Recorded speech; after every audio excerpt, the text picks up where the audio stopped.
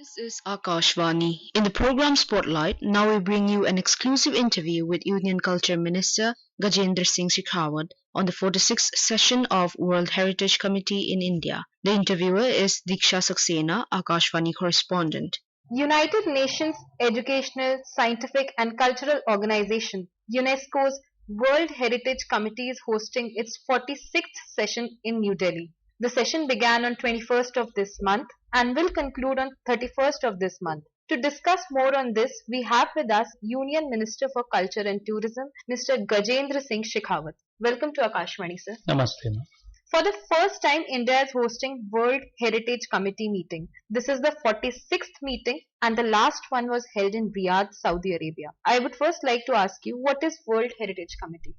As you have mentioned that United Nations platform UNESCO, they have entered into a convention in 1972 in which 195 countries were signatory along India to protect these historical monuments, or I should say the tangible and intangible assets of the world, which are important for not only for that particular nation or area, which are important for entire humanities, and they are the landmarks of the evolution of humankind, and they are even more important for the future generations to get connected with their history and the cultural heritage. So it was established in 1972, and thereafter every year the committee, in which 21 countries among all the signatory 195 countries by rotation are nominated, and they have a chance to work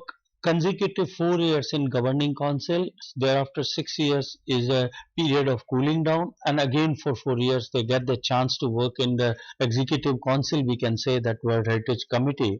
The committee has been empowered to take a decision, to enlist new entries, to assess the dossier submitted for inscription, to review and audit the upkeep, conservation and maintenance of the existing sites. So this committee meets everywhere in the different places. For India, it's an opportunity which has come for the first time after its inception in 1972 World Heritage Convention, that we have got the chance to host this prestigious global committee meeting or this platform in our country. It was very critical for us. It was a humongous task, because right after the elections and the third spell of Mania Modi ji, there was only less than 45 days right from the last day of voting to the beginning of this committee meeting on 21st of this month. And it was really a big task, but I must appreciate the efforts of the different ministries which we have worked in a very cohesive manner, and in the fashion what Honorable Prime Minister often says, that we work in with the whole of the government approach. So we were successfully able to get the permission to organize this meeting from UNESCO, and simultaneously we were able to organize this committee meeting here in India. Sir, as you have mentioned, the World Heritage Committee will examine proposals of 27 sites for inscription in World Heritage List and the state of conservation of 124 sites already inscribed on the World Heritage List and on the list of World Heritage in danger. Sir, could you please explain what is the criteria for inscription of the sites, and also on what basis are these sites removed from the list of danger? See, every country can file one dossier every year for inscription, but they can nominate number of sites if they have the right dossier in the right format what the committee desires. And simultaneously it is very critical document which is to be developed by the technical people, because it has so many things to do and so many things to look in, and a great expectation is there from the World Heritage Committee, the ICOM and other institutions which work under this committee and this ecosystem. They analyze each and everything on the micro level, and thereafter any property can be declared, or any asset or cultural property can be declared as the World Heritage. It can be enlisted into the World Heritage property or World Heritage asset. So it's very tedious and difficult process. And after that post, having registered or having inscribed in this list, every year if the committee receives any complaint or any news that the property which is unlisted has not been taken care properly, then the notices are being issued, then different level of warnings are being issued, and if it is not kept properly, then it is delisted. They have the power to delist. So in this committee also, along with the 27 applications to be judged for the inscription, simultaneously 120 plus these type of properties are going to be assessed for their conservation and keep up.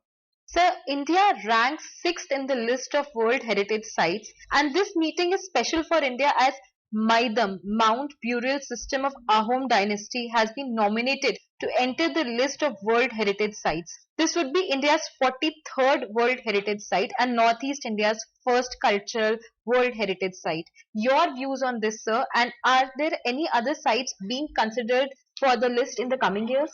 See, it is a great day for our country because we were able to inscribe one more our cultural property in the list of global or World Heritage list.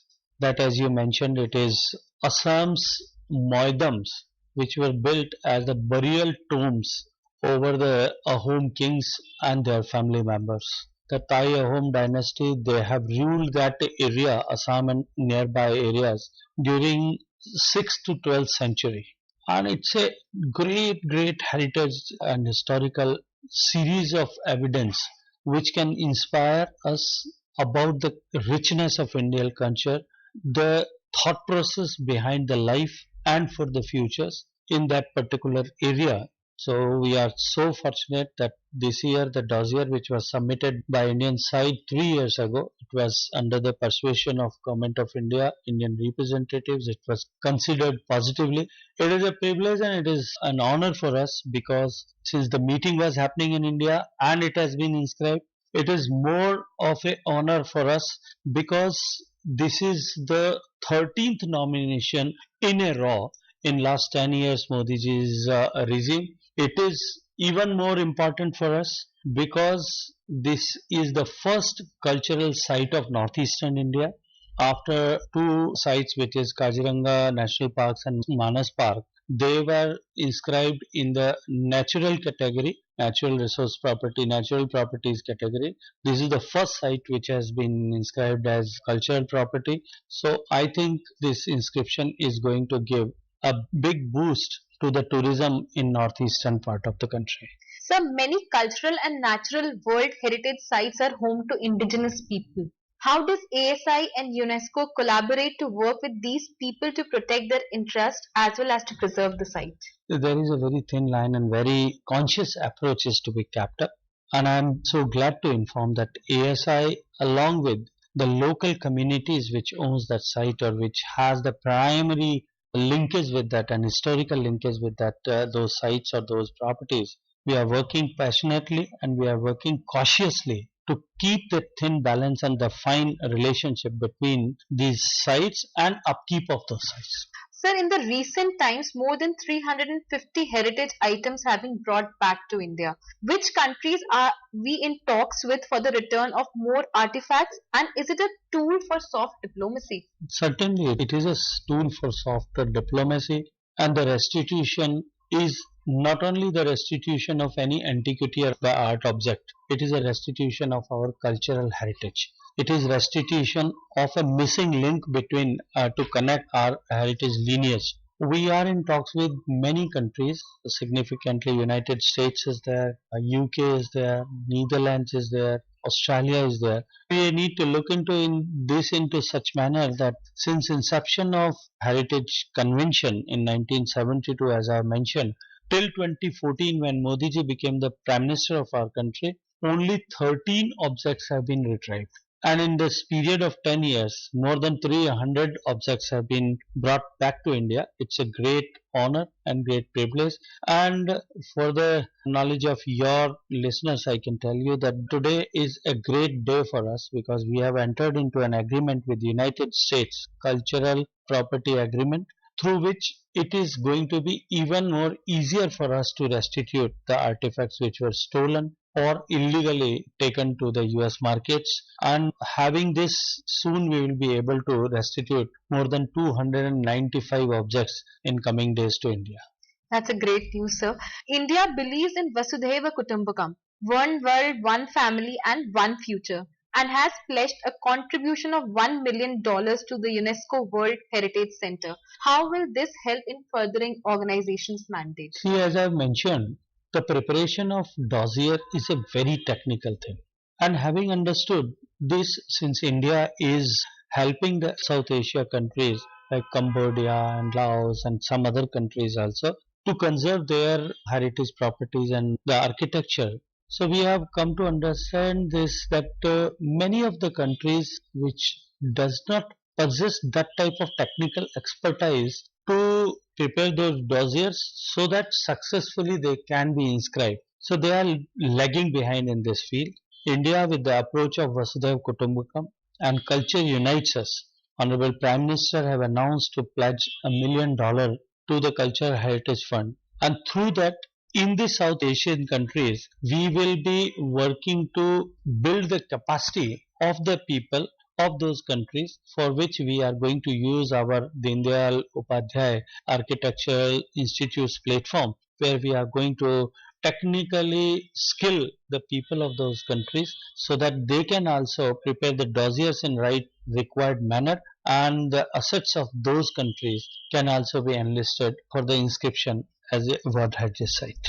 So, as we talked, today is International Day for Conservation of Mangroves Ecosystem. Could you briefly talk about Indian mangroves which are in the list of World Heritage Sites and what measures are being taken to protect them?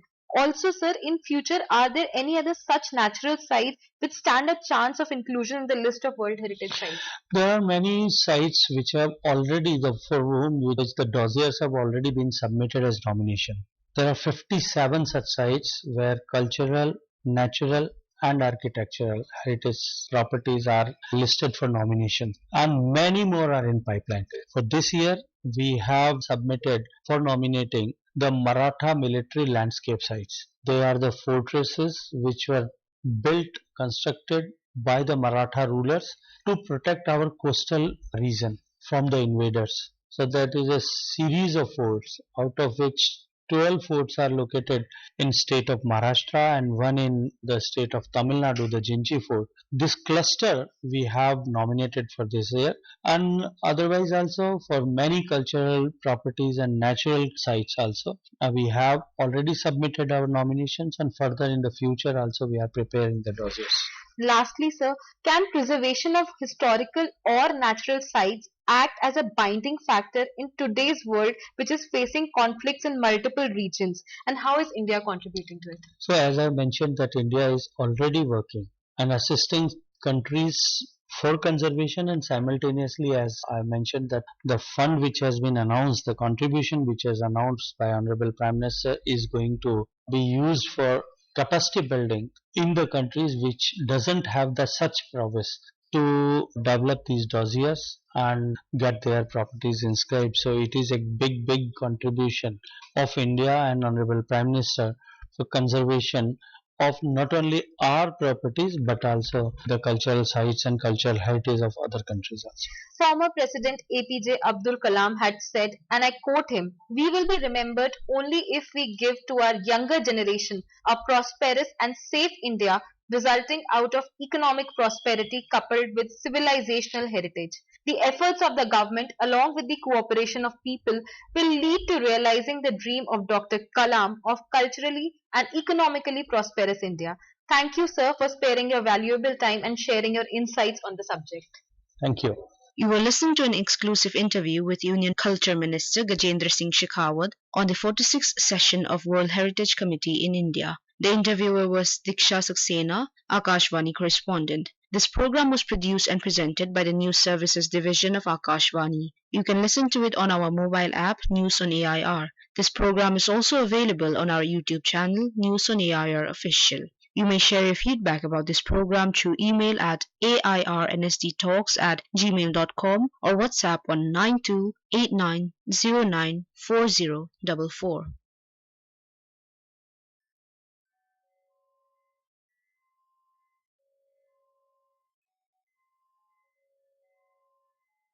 This is Akashvani.